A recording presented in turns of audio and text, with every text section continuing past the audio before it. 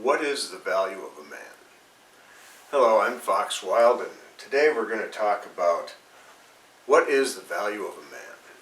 Now, if you listen to shows like Yinka That Guy or Sim Saver Sam and some of the others, some of the red pill YouTubers, now I agree with a lot of what they say.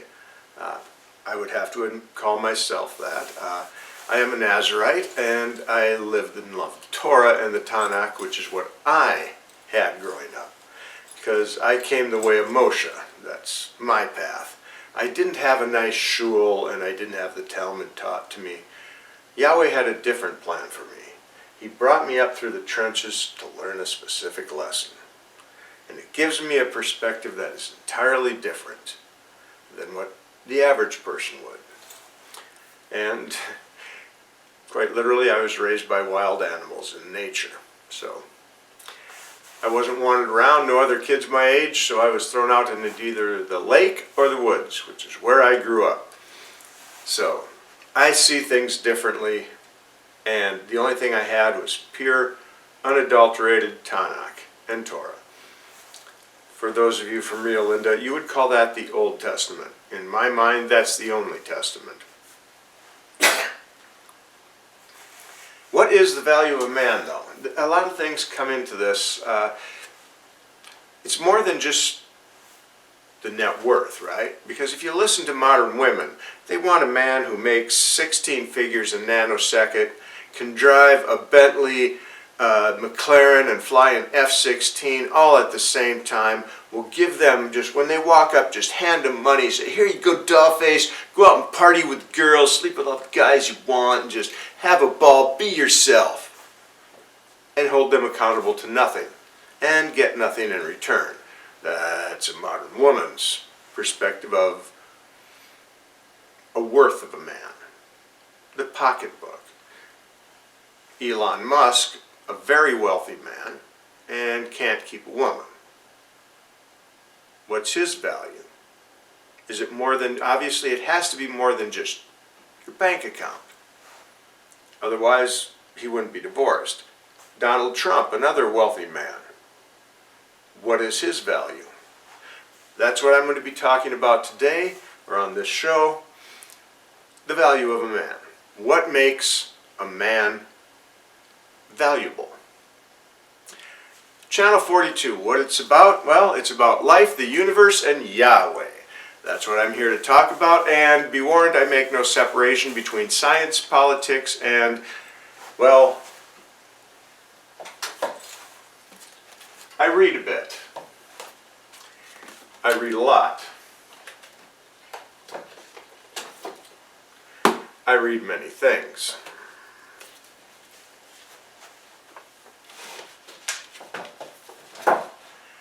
And these form my opinions and give me insight to many things. Channel 42 is all about looking at life from a Torah perspective with the mind of Yahweh. I use the name Yahweh, the proper name of God, because there are Satanists out there that pose as, good people.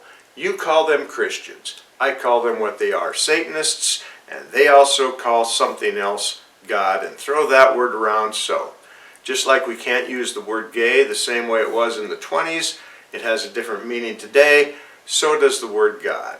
That's why I say who I mean, and that is my master. As a Nazarite, I am his property, Yahweh. And for those of you in Rio Linda, only a Jew can be a Nazarite.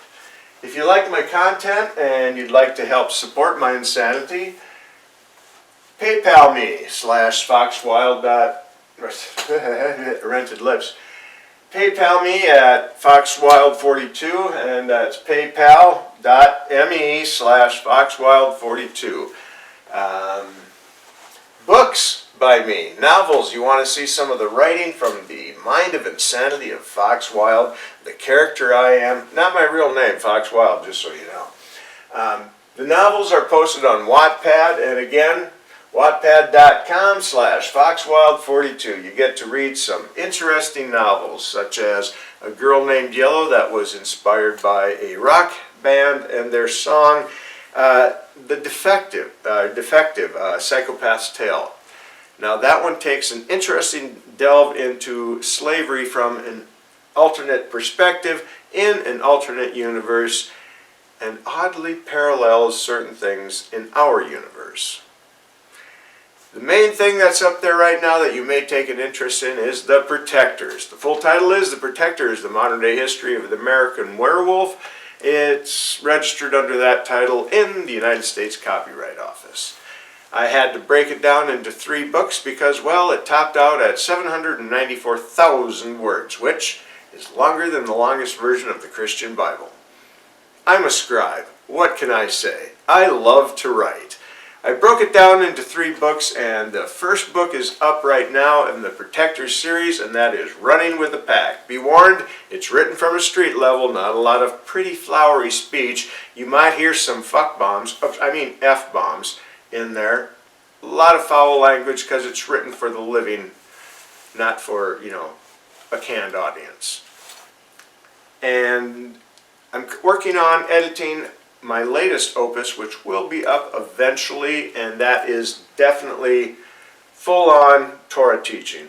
The Protectors, I kind of tried to tame it down a little bit, but yeah, you can't take the Torah out of me. Just like you can't take the temple out of the Jew, you can take the Jew out of the temple, but you can't take the temple out of the Jew, which that fits me very well. I can't not write a story without including Torah teaching. So the final opus that I'm working on, the latest I should say, not the final, I'm still alive, is the Watermelon Brain series, and it's coming soon to a Wattpad near you. So check out my other books, and I'm going to post book 2 of The Protectors after I post book 1 of the Watermelon Brain series, which consists of the books Servants and Masters, Servants of the Master, and Hands of the Master. Bit of a story about that. I'll get into that later, but first let's get back into talking about the value of a man. What determines the value of a man? Obviously, it's more than just his bank account. Donald Trump, high value or low value? Elon Musk, high value or low value? Through my blue Nazarite eyes, Donald Trump, high value. Elon Musk, negative value. Elon Musk's value is so low you need to get into negative imaginary numbers just to begin to compute it. Cube that, square it, and then raise it to infinity. Then you might get close to how low value Elon Musk is. And I actually like the guy. Now, I originally wanted to talk, when I wanted to talk about Elon, I wanted to basically insult the little schmeckle, the greedy little chicken little coward. This guy is falling. I'm Elon. I'm the richest man in the world. I want to rent a Mars and build my Tower of Babel. Fat chance, Elon. Think Yahweh's going to allow that? I won't even bother. We already talked about, you see. Approved by Yahweh. I run everything by him. I literally talk to that man constantly. Since I was 4, he informed me. I'm like, did I start this when I was 3 or 4? I started. You were 4. I don't argue with him. Okay, I was 4. My life has changed a lot in the past. Never mind. I'll get into that in other videos. But yeah, where was I? Talking about Elon, Yahweh. Anyways, it all blends together. Why is Elon such low value? Well, the Torah, the Tanakh. What determines a man's value to me is what Yahweh says about it. A problem we have in the United States, and I'll get into this in another video, maybe I might do it right here, is we began this country because of taxation without representation. What we have now is the need for another revolution, because what we have is representation without representation. Now, I mentioned my novel, Defective, A Psychopath's Tale. And in it, there is an odd look at slavery, because it's reversed. It's an alternate universe, and in the universe that this book is written in, slaves are a status item. The wealthiest have them, and they are the elite of society. The history of everything is different. Even the money system is different. In there, there's a line that talks about people running for office, and slaves can't run for office because they can't vote. However, the elected people that get elected typically install a slave into the office to run it for them. This goes back to old Roman times and Jewish times when the slaves were often the heads of the house and did things for them. That's where this concept came from, and that's what it builds on in this alternate universe. If that type of society existed today in a United States type of situation, the country isn't even called the United States. It's entirely different. In there, though, it talks about, because of the way it's set up, a person runs for office, gets elected, and then installs their slave in to do the job for them. So the saying became, do you want to actually talk to the representative, or do you want to talk to the slave that actually does the job? Which gets me into the topic of this is representation without representation, as do you want to talk to your representative or the AI that'll actually respond to you? And if that's part of what Elon Musk is doing, see, I just talk to Yahweh. I read the Torah, I study stuff, I watch stuff on YouTube, but I quit watching the news about 2.5 years ago now, and my life has been much happier. So have I. However, the issues still remain, and I know what's going on, even though I don't. You'll never figure it out. Anyways, the issue with Elon Musk and AI lowers his value. If AI is doing everything, we have no customer service. You go to something, you're talking to a computer. We all need the human touch. This is one of the greatest sins against humanity, is removing the humanity. And that's what I see is happening, and that is why I say Elon Musk is of such a low value. I operate on a different level. Politically, can't do much about him. And I have compassion for the man because I know what it's like to have people who want to kill you. When I was 14 was the first time somebody tried to do me in. In October 1st, 2015, if you check the medical records, it'll tell you the last bullet was removed from my body. So, anyone who says, we need to kill Elon Musk, you're incredibly wrong. Thou shalt not murder. I have a bone to pick with Elon. I want to speak with the man personally, but I in no way intend him harm. I'm Nazarite. My hands are empty. What I do to Elon involves burning my incense and talking to my master. Because Yahweh, he can get Elon wherever he is. Elon can be sitting in his comfy home, residing in his comfy bed, and in the morning be drilling down his shirt and licking windows. Then somebody else gets his toys. It's that simple. Or he can turn to the light side, the Yahweh side. Yes, that was a Star Wars reference. Tales have been told to you in many different forms by the Master himself. You haven't been paying attention. Anyways, moving on. What makes Elon such of low value? He's not worthless. Don't say he's worthless. And he doesn't deserve to die. Nobody does. Murder is a sin. I find nothing in the Torah, though, that says anything against a frontal lobotomy, which Yahweh could do with a touch. Back to Elon, and what is he doing? Well, we need to take a little journey. You see, back in the 70s, we had Mr. Peanut was president, and the gas crunch was on. Rancid has a song about it, Bover Rock, gas lines, gas prices, and Mr. Peanut, well, he made an offer to the petroleum companies. See, the import price was so high that petroleum companies couldn't make any money making go-go juice for rust buckets. So Mr. Peanut made a deal that the government would give these big oil companies money to make go-go juice for rust buckets.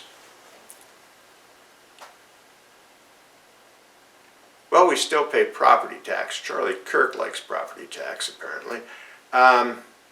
So are we still paying big oil to produce go-go juice for rust buckets, since once government starts spending money on something, it's hard to get them to stop? Just a random question. Inquiring minds want to know. And that's where we get into Elon Musk. See, Nelson Rockefeller wanted everybody to run on gasoline, and he pulled some shit with prohibition. We no longer run on alcohol, we run on gasoline. History always repeats itself. Elon Musk is the richest man in the world and the man with the lowest value because of what he does. Now, if you're big oil, now they make a lot of products, and they don't make a lot of money off of go-go juice for rust buckets. They make a lot of plastics, they make a lot of funky stuff out of this. Everything involves oil. Even this shirt, the decal on it, the dyes.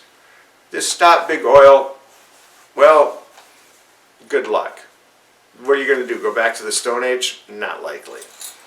Now, Elon is the wealthiest man in the world. Now, he's not keeping all that money in the world's largest mattress, now is he?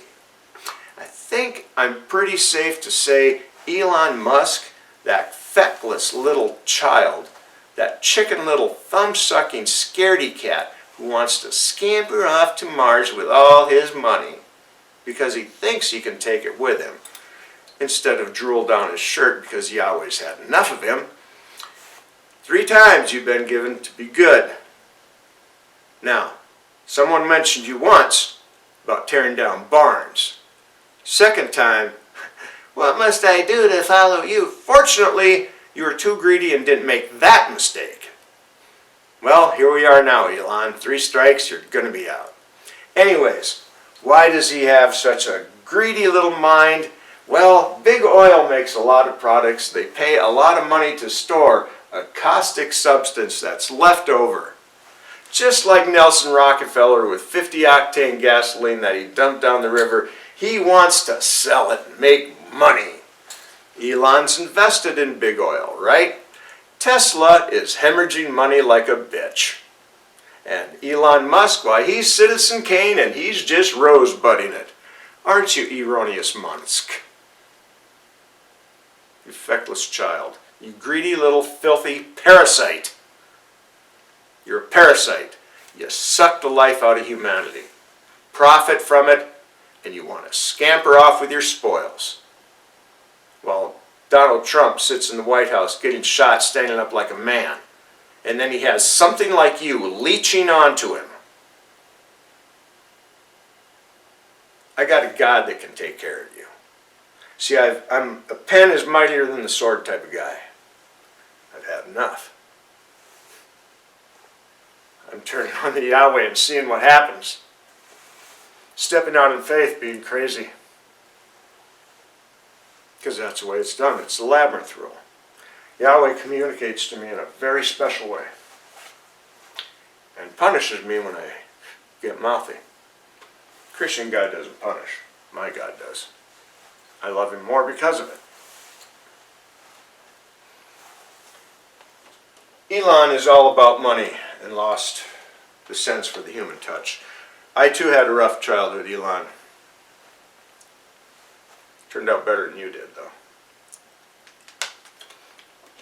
Big oil and all this stuff, they have to store all this caustic substance because they can't pump it down the river anymore, can they? Now this caustic substance, for those of you in Rio Linda, that means it's acidic, it's corrosive, it'll eat through stuff. Works good in a battery, doesn't it, Elon? Now let's say you have a big oil company and you're paying to store all this stuff since you can't just dump it on people. I mean, you want to dump it on people like Elon did. and you're paying to store it, and you're paying $1 billion a year to store this caustic material so you can hope to dispose of it because it's your responsibility. Now let's say somebody comes along and you're making using a little bit of it in batteries for UPSs and things like that, but that's not a lot. Then this guy comes around who wants to up his portfolio. We'll call him Elon Musk. Now, an electric car, not very well designed, takes a lot of battery acid. Not too long ago, fact check me please, gas prices were high and all of a sudden big oil turns $1 billion profit. Right, Elon? Of course, if you take a $1 billion expenditure and simply eliminate it, you've immediately created $1 billion profit. So now, thanks to Elon, big oil is no longer storing this caustic material and having to dispose of it. Profit. Now they are selling it to you, and now it's your problem to dispose of it. Understand? How am I doing, Elon? We've never met, we've never talked. Nail, head, hammer, bam. What else has Elon been up to? Well, there's Starship with a banana in it. Do you think maybe he's compensating for something? What good is being able to start a Raptor in the dead of space and go up that high? Well, what I see from my scientific and Yahweh-induced mind, because I'm not that smart. I mean, I'm an intelligent guy, highly intelligent, but not that smart. The dude that truly abides, he gets all the credit. High arc MRV. Right, Elon? And thanks to the technology of Tesla, his crash test dummies, he can take that nuke in that high arc MRV and probably park it on a dime. Right, Elon? So he's built a better weapon. We have enough weapons. He's planning on leaving the planet because of the planet poles inverting and flipping. I wrote about that very episode happening well before Elon was on the scene. Brainerd Daily Dispatch, I don't know who owns it now. It would have been probably between 2010 and 2015, I'm guessing. Outside, yeah, 2010 to 2015 would have been the time it was published, where I talk about this very thing over global warming. I support global warming. Fire the diesels up. Let's face it, the French Quarter in Louisiana, you have to walk uphill to get to the surface of water level. It'd make a nice fishing ground. Poles, hey, the new Aspen. And Canada's freezing. Do it for Canada. Heat the planet up. Hey, Elon's got a plan, right? I mean, mainly for himself. And he can nuke whoever he wants accurately. What about Tesla? Why doesn't he care about Tesla hemorrhaging money? Why is he Citizen Kane and Rosebud? Well, if you paid attention, he got what he wanted. All these other car manufacturers are making far better products than Elon. And they're trying to rub his nose in it. And he's walking away giggling like the schoolgirl he is because that's what he wanted. He could shut Tesla down and, hey, his investments are doing very well. Thank you very much. Aren't they, Elon? That's what makes him a low value and a parasite. And why he's worthy of Yahweh's special attention. What would I say if I were something important to Yahweh?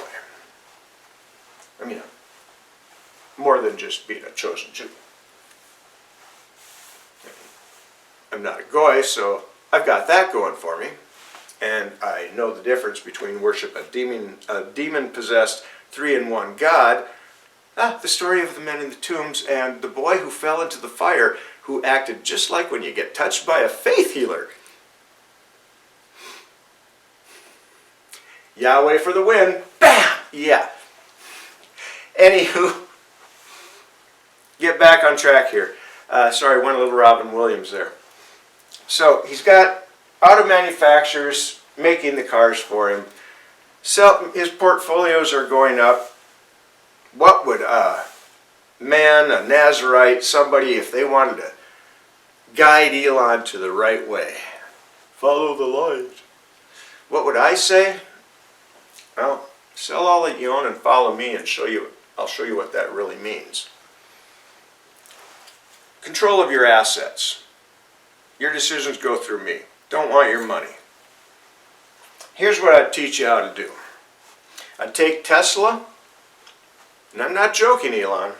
You got to doing some naughty things.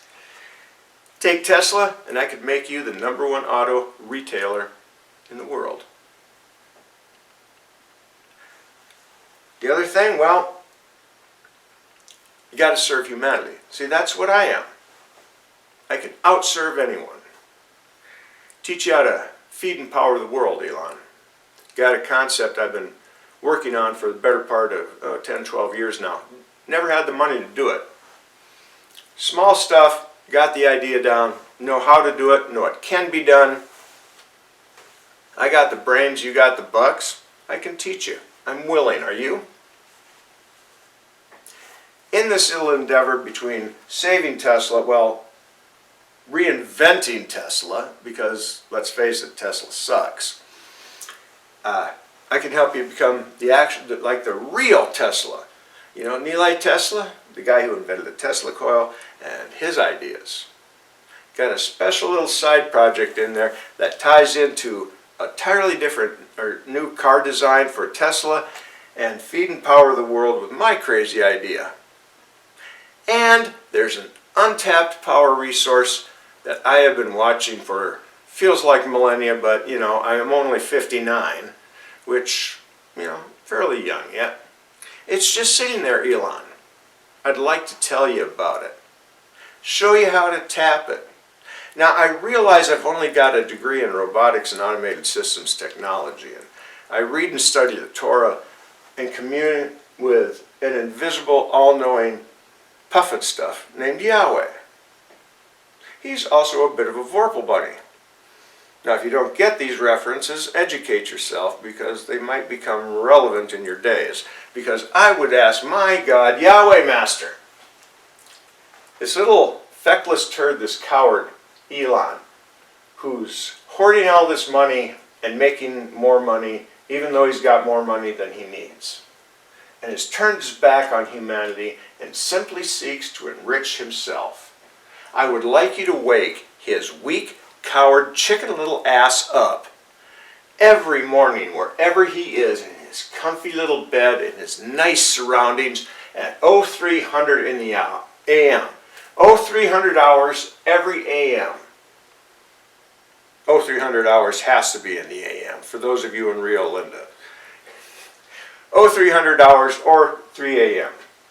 Wake him up in a dead cold sweat, just sweating profusely, ice cold, can't get warm until that clock reads 3:01. That's the kind of thing I'd have my master do to let Elon know I'm the real deal. Would it happen? I don't know. It's the labyrinth rule. Got to give Yahweh something to work with. I've got to run my mouth, because that's the way it's done. And if that's the way it's done, then that's the way it's done. I'm a pen that's is mightier than the sword type of guy. I love my Torah. I see the times we're in.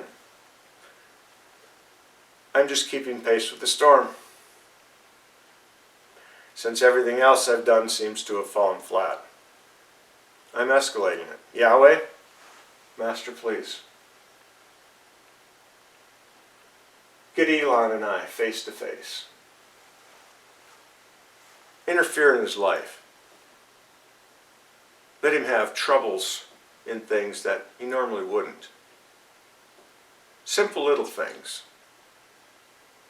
like you do with me, to get my attention. And 3 o'clock in the morning, wherever he is, wake him up. Because Elon Musk is nothing but a parasite. Building weapons, designing things to increase his portfolio, and dumping the garbage of the petroleum industry on the innocent.